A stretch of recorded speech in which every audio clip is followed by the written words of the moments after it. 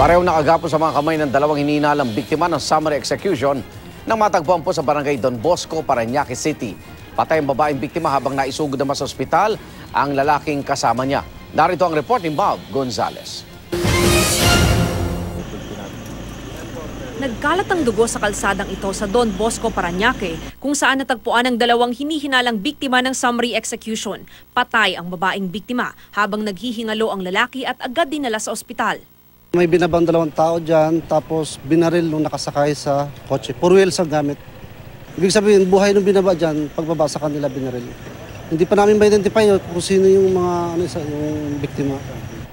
Pero ang tama ng bala, mostly sa ulo. Ayon sa security guard ng kalapit na subdivision, mag-aalauna ng madaling araw nang makarinig siya ng putok ng baril. Nung marinig kong apat na putok, lumabas ako. Sinilip ko. Nung pagsilip ko, nung wala akong makitang tao na nasa labas, bumalik ako sa pwesto ko. Tapos nung hindi nagtagal, merong humaharurot na sasakyan. Pero hindi ko nakuha number. Yun lang. Anong klaseng sasakyan siya? Yung isang motor na single, tapos ang kotse. Yun lang. Ang kotse, kulay puti.